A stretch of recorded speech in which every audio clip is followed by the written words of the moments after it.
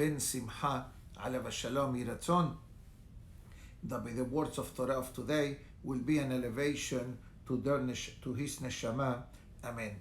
Nothing is pure coincidence, but we believe in the concept of Hashgacha Peratit. For those that were following yesterday's class, I mentioned that I would like to quote some ideas of Perashat Para Aduma, Perashat Hukat, from the Sefer called Irat Hashem. This Sefer was written by a great Rabbi, Rabbi Moshe Ambar, and something very peculiar about him. Number two, that he's buried very close to my father, alav shalom, in Har HaZitim, close to Rabbi Yehuda Petaya, the famous Mekubal, and Mrs. Levy and family, her husband Abraham, were actually the ones that introduced me to this Sefer. And once I was introduced to the Sefer, in one of my trips to Israel to visit my father, alav shalom, I saw the matzeva of this great Talmid Chacham. So everything falls into place, Baruch Hashem. So we say Tizke Lamizvot to the Levy family for sponsoring today's class, and obviously for the Sefer Irat Hashem. So I like to quote from the great rabbi how he takes the Perashah of the week, Perashat Hukat, and dissects the Perashah into very practical and useful lessons for life. So I'd like to read first, so we are on the same page, everybody. The first pasuk of the Perashah that discusses these commandments, and then, God willing, we are going to dissect the pasuk in different areas to learn different practical messages for everyday life. Because at the end of the day, and we know this, that although many of the topics refer to the concept of mitzvot, but parallel to that, if we cannot do the mitzvah like the Para Aduma, there is something that the Para Aduma needs to deliver to us, a message. So let's see what are the messages of today. We seem to have a little situation here.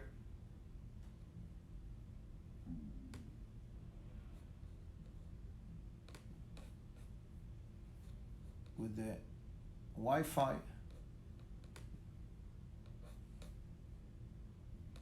Just bear with me a moment.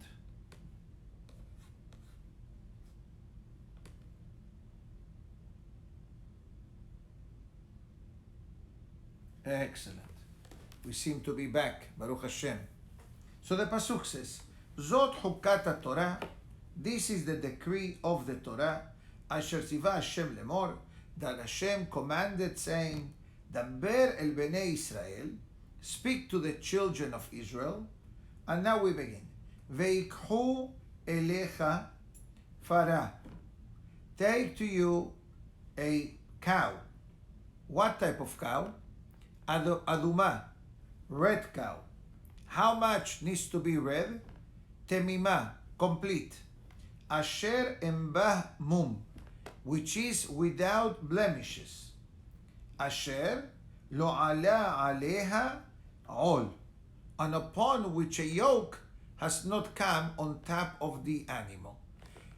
This is the literal translation of the verse.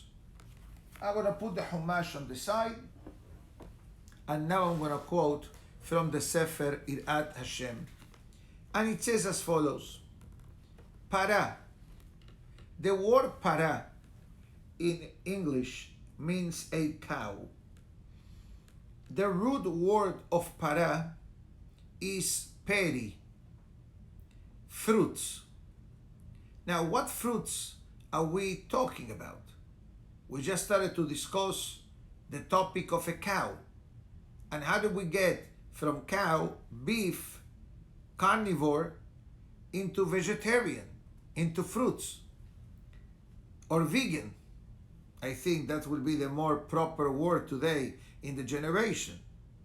So it says, this hints to the 613 mitzvot of the Torah, that some of these mitzvot, ochel perotehem, the person eats the fruits in this world, but the main reward for the mitzvah is after 120. What does it mean, the fruits? In English, it will mean like the dividends. Let's say you make a deposit into the bank and you tell the bank officer or the bank manager, do me a favor, every month or every quarter, transfer the interest into my checking account. The capital remains intact and you're only tapping on the dividends or interest or benefits. The only problem with my statement is that today's bank pay you less than 1% a year. So I'm not sure if people are making deposits in the bank or they are investing in other areas that we need to be careful with, especially in the current condition.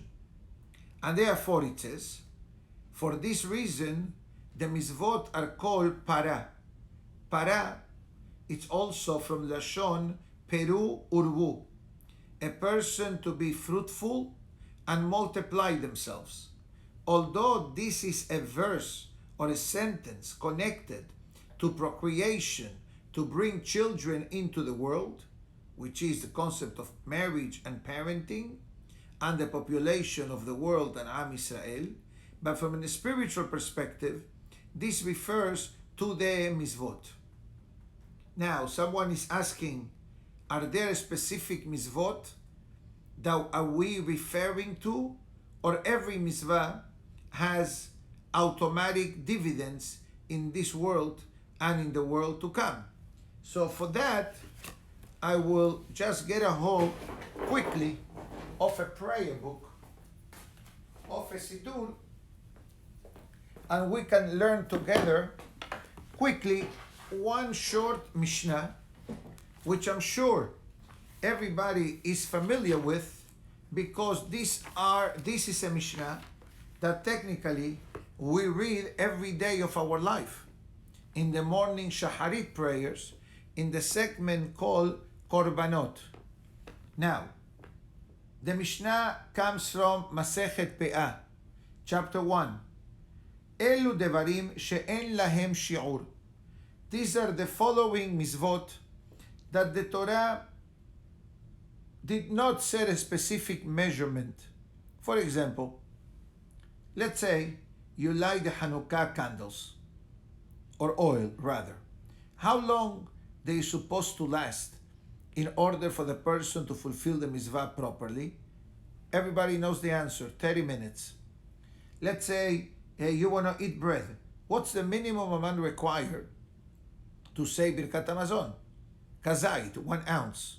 Same thing for Ala Mehiyah, etc. So those mitzvot have measurements, but there are certain mitzvot that they don't have measurements. For example, Pe'ah, to leave a corner in the field for the needy to come and pick what they need to eat and to survive. This is the mitzvah that is applicable when a person owns a piece of land, especially in Eretz Israel, and there are many more mitzvot connected to the field and to help the needy. Bikurim, the first fruits. Usually these fruits were offered when? Shavuot. So you came to the Kohen and you could bring 1 fig, 1 date, 1 pomegranate, 1 ounce of wheat, 1 ounce of barley, etc. But what if you wanted to bring 3 ounces of each? Or you wanted to bring it in a beautiful, elegant, custom-painted tray, or in a disposable pan? Not a problem. No limitation. Whatever you do is all good. Re'ayon. Re'ayon refers to a certain offering that everyone who went to Jerusalem needed to bring like a gift to the Almighty. And the pasuk says, Ish kematenat yado, kevirkat Hashem Elokecha asher natan lach. You give as much as you want. Imagine yourself, you're invited to someone's home to eat. So there are different things that you can bring. You can bring a bottle of wine, you can bring dessert, you can bring a nice serving tray, you can bring a cake, you can bring a beautifully baked challis at home. Is there a rule? What do you bring when you go to someone's house as a guest? No. But the idea is that you do bring something. Unless the host tells you, do not bring, like it happened to me the other day. But usually, derech eretz, you go, you bring something. When you come to the Bet HaMikdash, you bring to the Almighty whatever you're able to give. Ugamilut hasadim, the performing of act of kindness. Is there a minimum how many act of kindness I need to do a day? Or a maximum? Oh, I did my 3 mitzvot of the day, I'm done for the week, I'm done for the day. Haz v'shalom. Kol hamosif, harezeh meshubach. The more, the merrier. That's the bottom line. Okay? Bet Talmud Torah. And the concept of Torah learning. Let's say we have now a class 40 minutes, right? And we have another class at 11, another 40 minutes. What happens if instead of doing it for 40 minutes, I go 45 minutes? I'm committing a sin? God forbid. And what happens if I do 38 minutes? I'm committing a transgression? Haz v'shalom. More or less, you calibrate 40 minutes, 45 minutes. And what if I do an hour? En lahem shi'ur. There is no limit.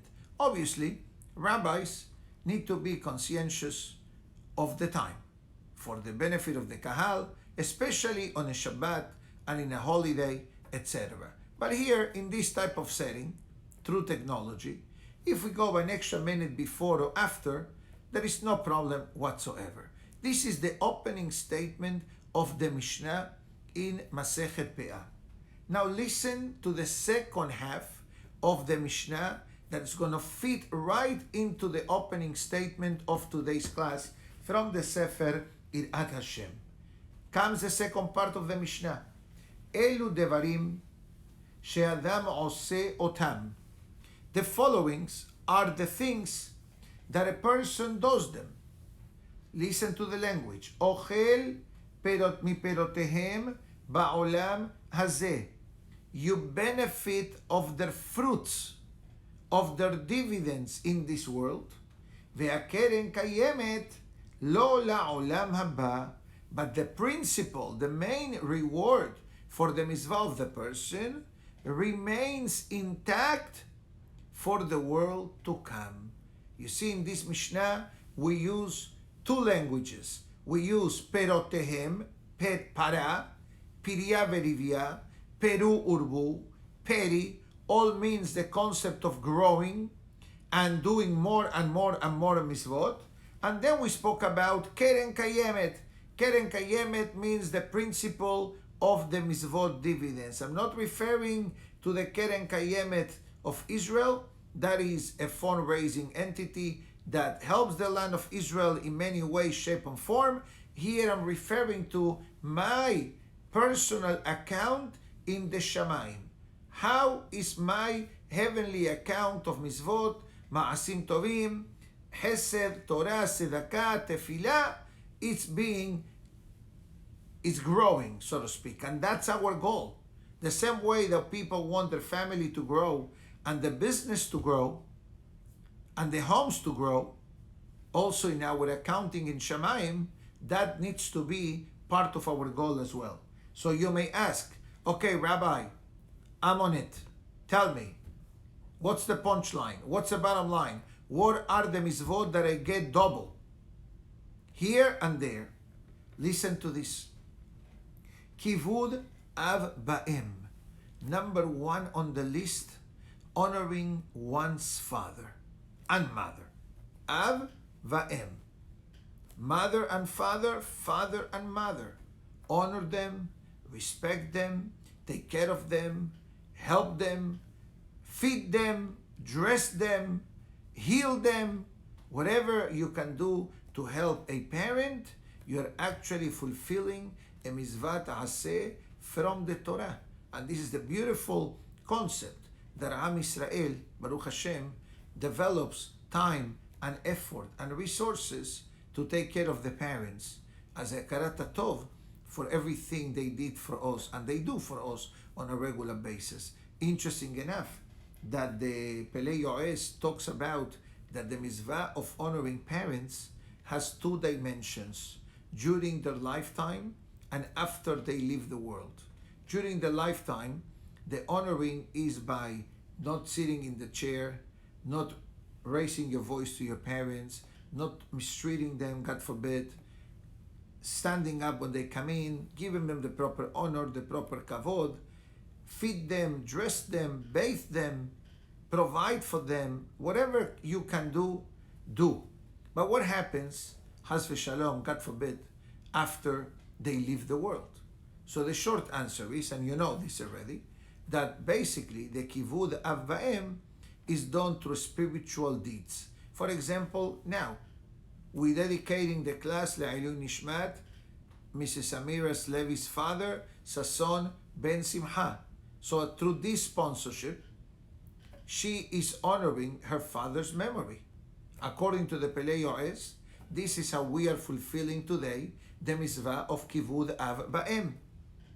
You say the Kaddish, you light a candle, you give charity in their memory. When possible, you provide to say berachot le'ilui nishmat. All these small steps and small concepts that I'm mentioning are all built up for the neshama and kivud av va'em even after they left the physical world. Next, gemilut hasadim, performing act of kindness. I mentioned yesterday in the Sheloshim, act of kindness, according to the Talmud in Sukkah, supersedes charity. Because in Hesed, in kindness, charity also is included. So what's the difference between charity and Hesed? Short answer, the Gemara explains, that charity is only with money, only to a needy person, and only to a person that is alive. Hesed, kindness, doesn't need to be with money. You can do Hesed with money. You can do Hesed with your time. You can do Hesed with your words. You can do Hesed with your body. You can do an act of kindness to a person that is alive or to the person that is dead. You can do kindness to a person that is rich. You can do kindness to somebody that is poor. You can do kindness with your body. You can do kindness with your heart. You can do kindness with your car. You can do kindness with money. You can give a loan, and that's considered also kindness.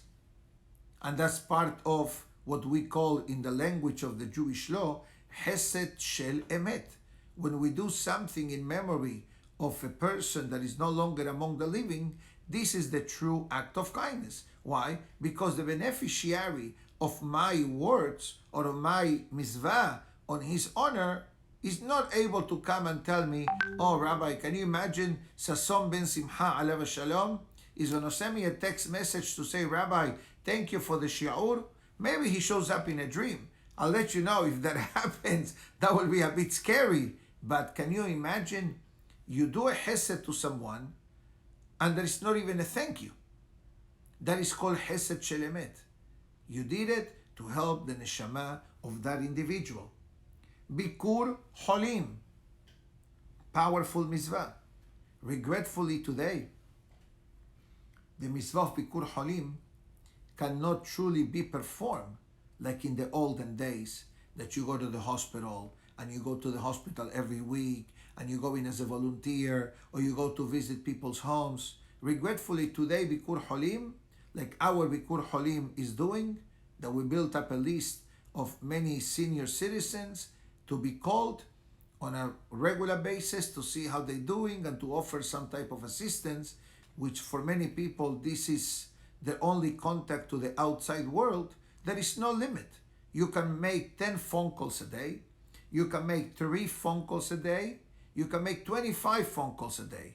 One thing is for sure, try to make some type of phone call just to check on the person's whereabouts and the person's well-being. Achnasat orhim, welcoming guest. You can invite guests every Shabbat. You can invite every day, or once a week, or once a month, or once a year. Obviously, I will strongly encourage the husband that if you're going to invite someone, check with your wife first. Because sometimes the Gemara says elsewhere that the wife is not all the time very excited and very happy that guests are coming. Why not? Not that the wife doesn't want to invite guests, God forbid. The wife wants to invite guests. But sometimes the wife needs the husband's attention. And when guests come, sometimes the guests take over and the host or hostess are basically just serving food. And the wife needs the husband's attention. And the father needs to give his wife attention. And the parents need to attend to the children. And sometimes kids not all the time behave the perfect gentleman, and they are kids. And then you get all frustrated. No, don't move, sit down, don't walk around, all the things that we hear throughout life. But definitely, the Achnasat Orhim comes all the way from Avraham Avinu, alav shalom. So it's definitely a great mitzvah. Hashkamat Bet HaKnesset, coming early to the synagogue to pray. That's something that I believe I personally need to improve on that. But there are people who, Baruch Hashem, they are very makpid, very meticulous to come to the synagogue before the prayers begin. Now, how early you should come before the prayers depends who you ask. In the time of the Talmud, people arrived an hour before the prayer to get ready for the prayer. They were not hanging around the coffee station, that for social distancing, regretfully today, this is not available at our synagogue, as many synagogues of the world already since we reopened.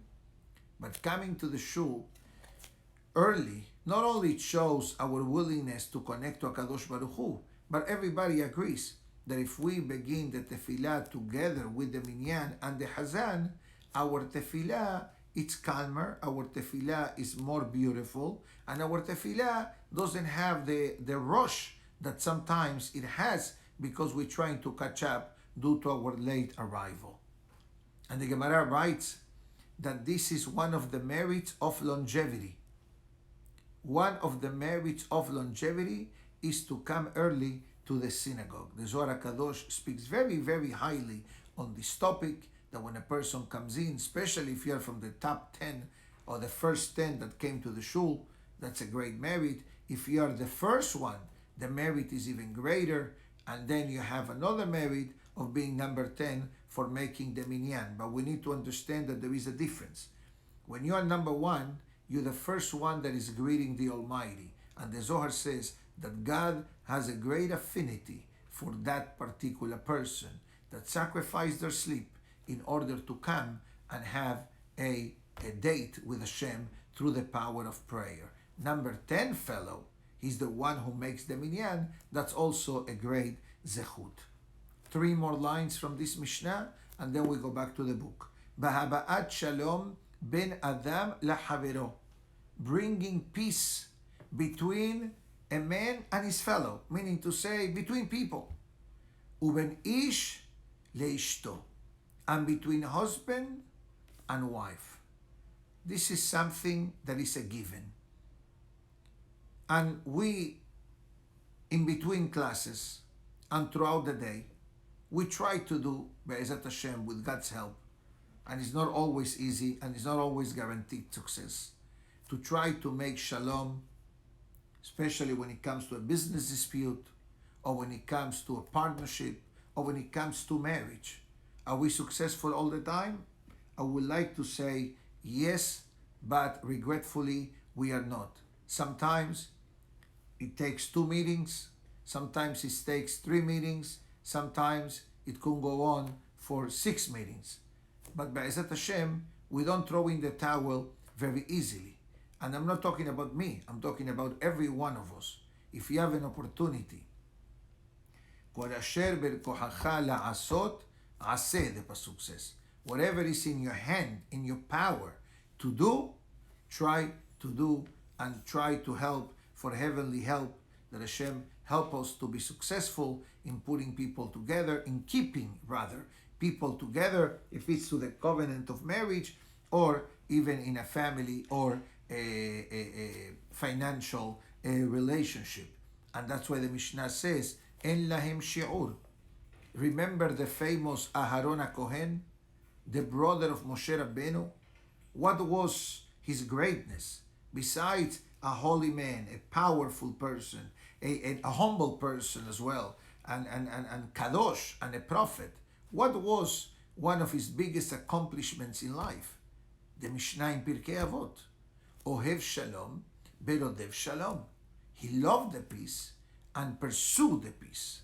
Ohev et haberiot. He loved everyone.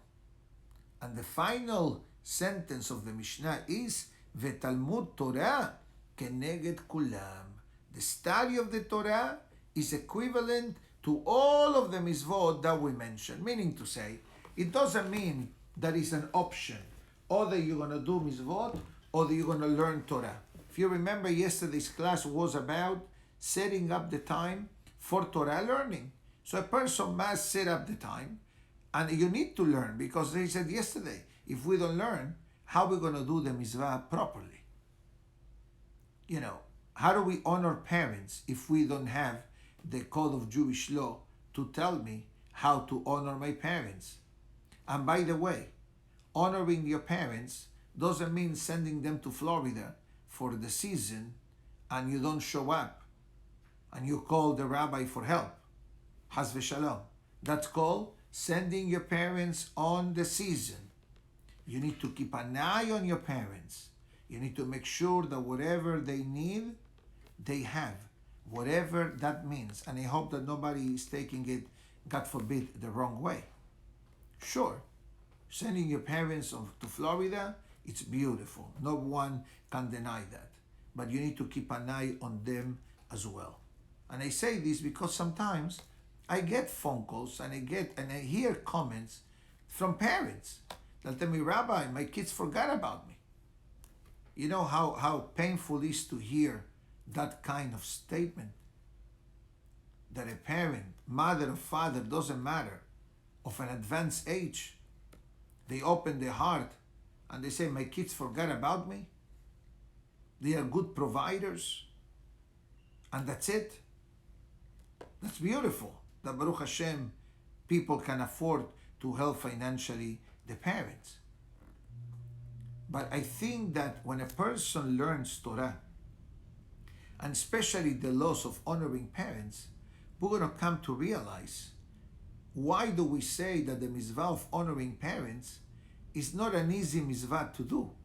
It's not only don't sit on his chair and whenever he and she comes into the room, stand up. That's a given. But how do we interact with them? How do we talk to them?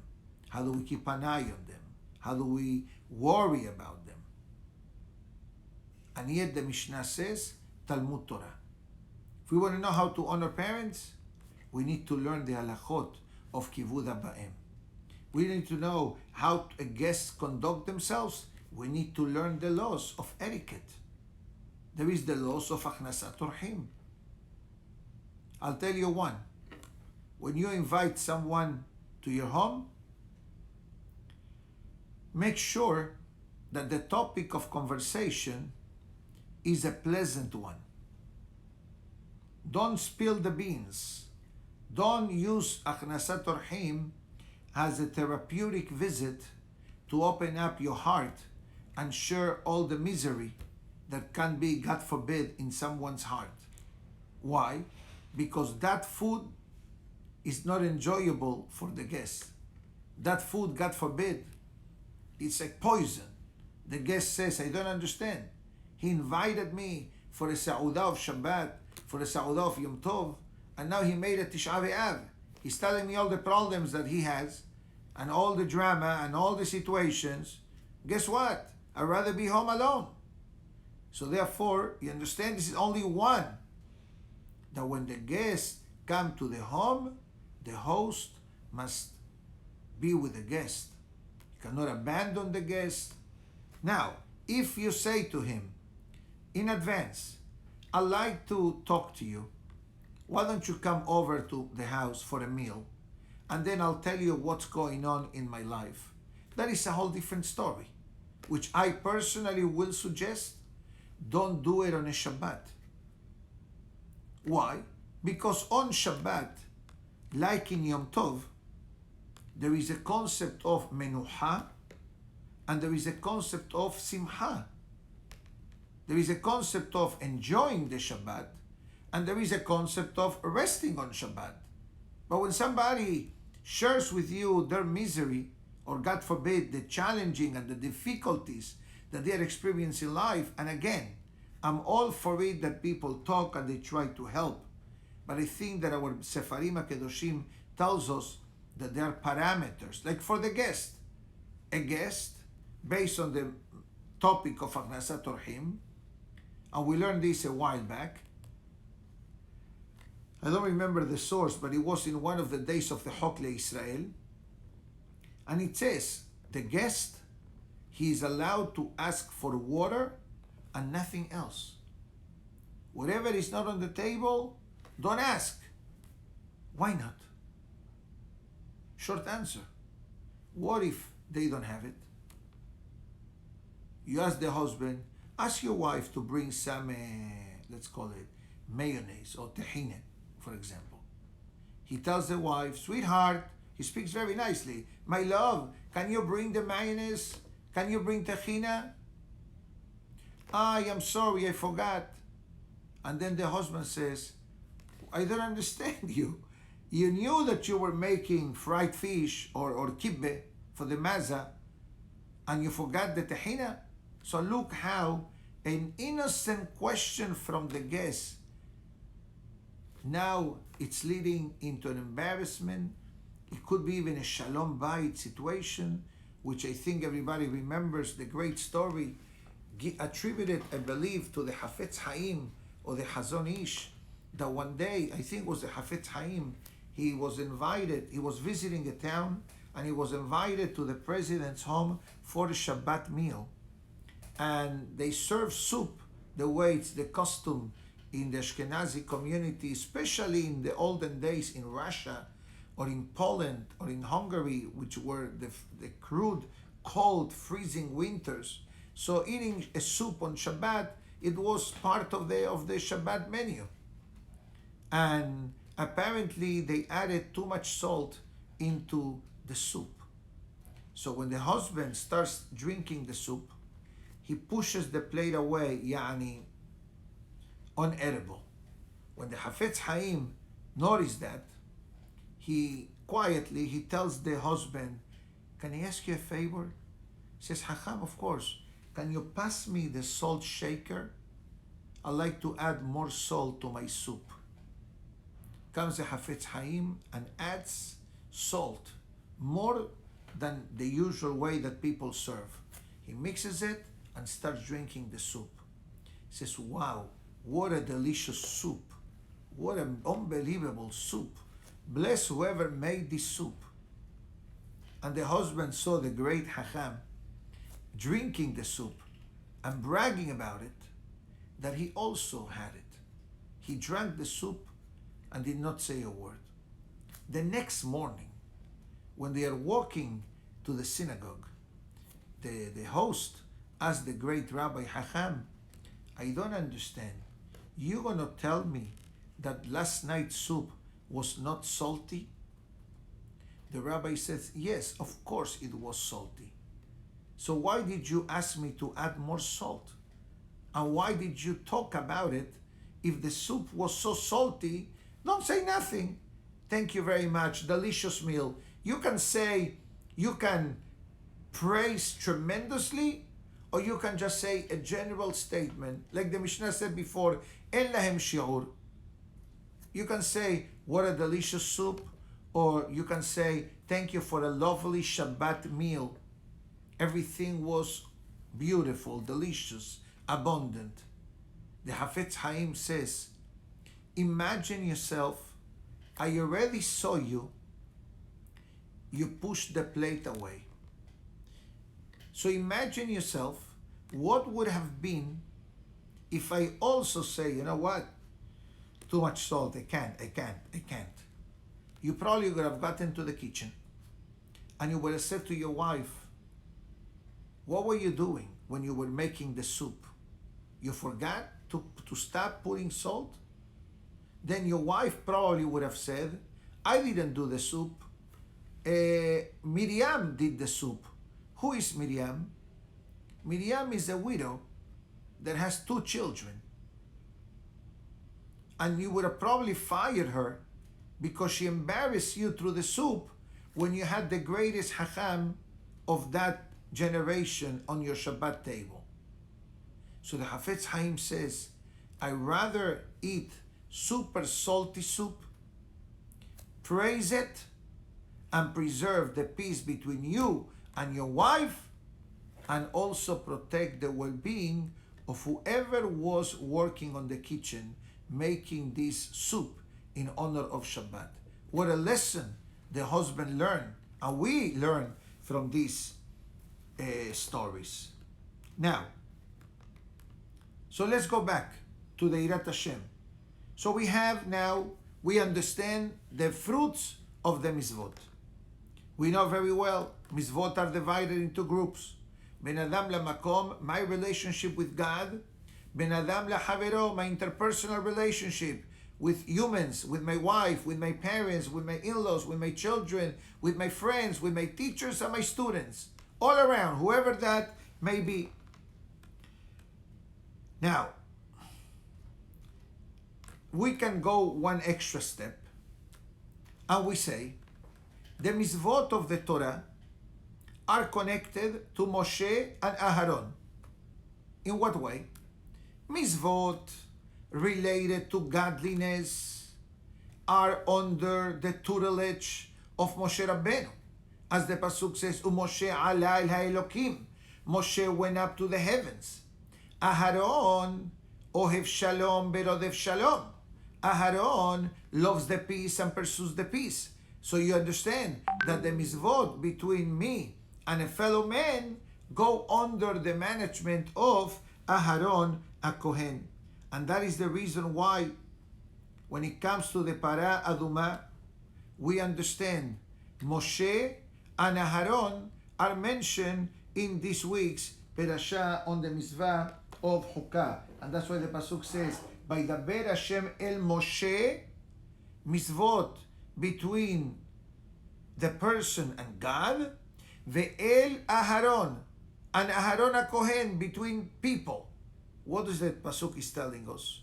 Says Zirat Hashem, that a person cannot separate the two concepts. You cannot say, I'm very strict in honoring my parents. Beautiful. Chazak. What about kashrut? What about Shabbat? No, heke. That's what the Torah is telling us.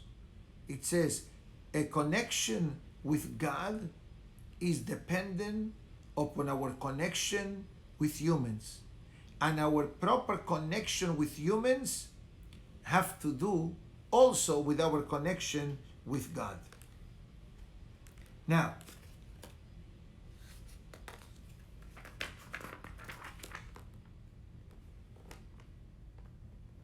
another concept that he explains is the question that we asked yesterday. Yesterday, we left pending a key question in this week's Perashah. The Perashah begins and it says, Zot Hukat HaTorah. This is the decree of the Torah. And the question that we asked was, wouldn't it be better to say this is the decree of the Para Aduma? How many mitzvot of the Torah is the mitzvah of the Para Aduma? One mitzvah out of 613. But why do I use this language? This is the decree of the Torah. Yani, is the Pasuk implying to me that all of the mitzvot of the Torah are somehow connected to the Para Aduma? Perhaps yes. We can read Rashi together quickly. Rashi says, Gezerah hi milefanai. Rashi says, the Almighty is implying through this verse, this is a decree that I establish. Be'en lecha reshut leharher achareha. And you have no permission to start questioning the mitzvah.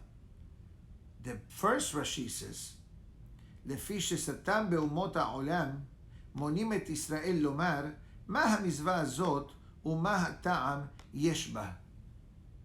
The Yetzer Hara and the nations of the world, they are teasing the Jewish people. And he says, you talk about your God. He's the greatest of all, the master of the universe, the one who reads the heart and the brain of the person. So explain to me, what is the meaning of this mitzvah? What's the purpose of this mitzvah? You gotta take a red cow that has no black hair and needs to have certain age, and you need to make sure that it's completely red and you cannot use it, and then you gotta burn it and mix the ashes with living waters and then spill it on someone that became contaminated. What kind of commandment is? And on top of that, you're telling me that one hand purifies the one that was contaminated, and on the other hand, anyone involved with it becomes contaminated. So what are you saying? What are you doing? Side effects. Actually,